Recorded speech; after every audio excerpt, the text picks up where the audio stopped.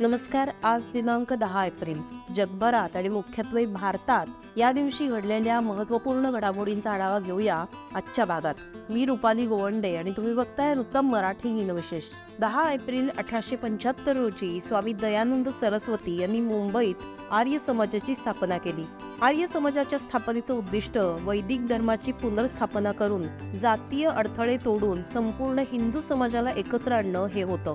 आर्य समाजाच्या मते एकच देव आहे, ज्याला ब्रह्म म्हणतात. आर्य समाजाचे संस्थापक स्वामी दयानंद सरस्वती यांनी वेदांना दैवी ज्ञान मानलं आणि वेदांकडे परत जा असा नारा दिला. धर्मांतरित झालेल्या लोकांना पुन्हा हिंदू होण्यासाठी प्रेरणा देत स्वामीजींनी शुद्धीकरणाची चळवळ सुरू केली. त्यांनी सुरू केलेल्या शुद्धीकरणाच्या चळवळीमुळे ज्यांनी इस्लाम किंवा ख्रिश्चन धर्म स्वीकारला होता ते स्वधर्मात परतले.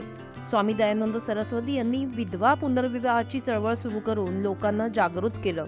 विधुर पुरुषाला जसा पुनर्विवाह करण्याचा अधिकार आहे तसाच अधिकार स्त्रीलाही मिळाला हवा असं ते म्हणाले होते. याशिवाय हिंदी भाषेच्या संवर्धनामध्ये स्वामीजींचं महत्त्वाचं योगदान आहे. आपल्या विचारांचा प्रसार करण्यासाठी त्यांनी हिंदी भाषा स्वीकारली. त्यांच्या सर्व रचना आणि महत्त्वाचं समजलं जाणारं पुस्तक सत्यार्थ प्रकाश हे मूळ हिंदी भाषेत लिहिलं आहे.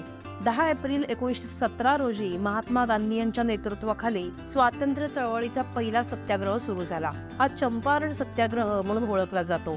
चंपारणमधले शेतकरी अतिशय कठीण परिस्थितीला तोंड देत होते. गांधीजींच्या या सत्याग्रहानं चंपारणमधल्या शेतकऱ्यांना आणि शोषितांना केवळ एक मार्गच दाखवला नाही, तर संपूर्ण देशाला शांततापूर्ण सत्याग्रहाच्या सामर्थ्याची जाणीव करून देण्यात आली होती. 10 एप्रिल 1955 रोजी देशाचे चौथे पंतप्रधान मोरारजी देसाई यांचं मुंबईत निधन झालं. ते पहिले पंतप्रधान होते जे भारतीय राष्ट्रीय काँग्रेस सोडून इतर पक्षाचे होते. स्वातंत्र्य लढ्यातल्या सहभागामुळे मोरारजी देसाई यांनी अनेक वर्ष वेगवेगळ्या तुरुंगात घालवली. देशाच्या स्वातंत्र्याच्या वेळी त्यांचं नाव राष्ट्रीय राजकारणात महत्त्वाचं बनलं होतं. त्यानंतर 1952 मध्ये त्यांना मुंबईचे मुख्यमंत्री बनवण्यात आलं.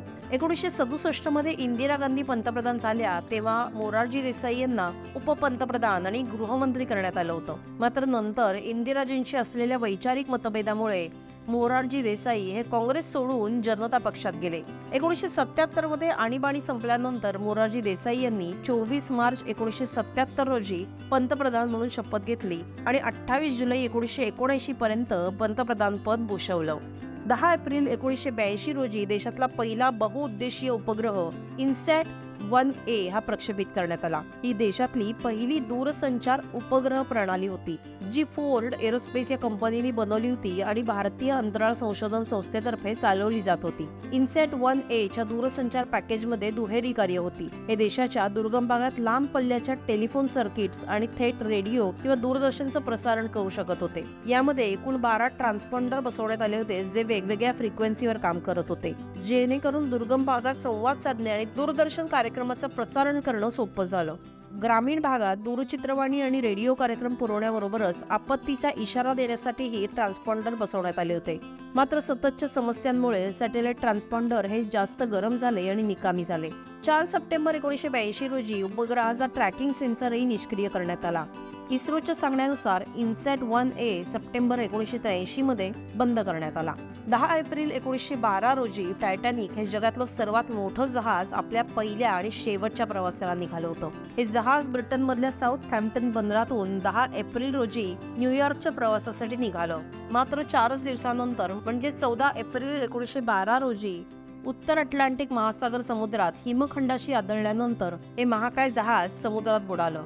या अपघातात 1500हून अधिक लोकांचा मृत्यू झाला. या अपघाताची गणना जगातल्या इतिहासातल्या सर्वात भीषण अपघातांमध्ये केली जाते. 1997 मध्ये या घटनेवर दिग्दर्शक जेम्स कॅमेरून यांनी टायटॅनिक नावाचा चित्रपट बनवला होता, ज्यामुळे या जहाजाला जगभरात प्रसिद्धी मिळाली. टायटॅनिक या चित्रपटाला विक्रमी असे 11 ऑस्कर पुरस्कार मिळाले होते. गान सरस्वती किशोरीताई आमोणकर यांचा आज जन्मदिवस. त्यांचा जन्म 10 एप्रिल 1931 रोजी मुंबईत झाला होता. गायन कला किशोरीताईंच्या रक्तातच होती, कारण मोगूबाई कुर्डीकर यांच्यासारख्या प्रतिभासंपन्न आणि ज्येष्ठ गायिकेच्या त्या कन्या होत्या. भारतीय शास्त्रीय संगीतातल्या सर्वोत्कृष्ट गायकांमध्ये किशोरीताई आमोणकर यांची गणना होते. कंठसंगीतावर वर्षानुवर्ष कठोर परिश्रम, सराव आणि अंगभूत प्रतिभेमुळे किशोरीताईंचं गाणं कसदार होत असे आणि रसिकांच्या हृदयाचा ठाव घेत असे. संगीत क्षेत्रातील योगदानाबद्दल किशोरीताईंना 1985 साली संगीत नाटक अकादमी पुरस्कार, 1987 साली पद्मभूषण तर 2002 साली पद्मविभूषण देऊन गौरवण्यात आलं होतं. अवघा रंग एक झाला, मी माझे मोहित, जनी जाय पाणी असी हे त्यांचे अभंग, तसेच म्हारो प्रणाम यासारखी त्यांची मीरेची भजनं लोकप्रिय झाली. जाई न विचारित रान फुला हे श्याम सुंदरा यासारखी हृदयनाथ मंगेशकर यांनी स्वरबद्ध केलेली किशोरीताईंनी गायलेली गाणी ही विशेष गाजली. सखोल चिंतनातून आलेल्या आपल्या हुकमी आणि दमदार गायनानं हिंदुस्थानी शास्त्रीय संगीतात अढळ स्थान मिळवणाऱ्या गानविदुषी स्वरयोगिनी किशोरीताई आमोणकर यांचं 3 एप्रिल 2017 रोजी निधन झालं होतं.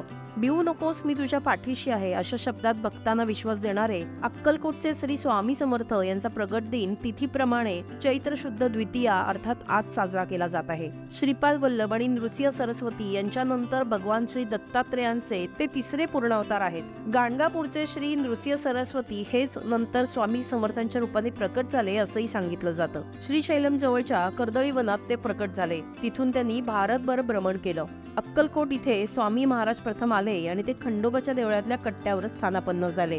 आपल्या वास्तव्यात त्यांनी अनेकविध चमत्कार केले. शिष्यद्वय श्री बाळप्पा आणि श्री चोळप्पा यांच्यावरही त्यांनी कृपा केली. विविध ठिकाणी विविध नावांनी स्वामी समर्थ प्रसिद्ध होते. स्वामी समर्थांनी अनेक लोकांना यथायोग्य मार्गदर्शन करून चिंतामुक्त आणि भयमुक्त केलं. अक्कलकोट इथे 22 वर्ष त्यांचं वास्तव्य होतं. आज अक्कलकोट हे तीर्थक्षेत्र म्हणून नावारूपाला आलेलं आहे. तर हे होते आजचे अर्थात 10 एप्रिलचे दिनविशेष. तुम्हाला ही दिनविशेष मालिका कशी वाटते हे आम्हाला नक्की कळवा आणि आमच्या वृत्तम मराठीच्या YouTube चॅनलला लाईक करा आणि सबस्क्राईब करा.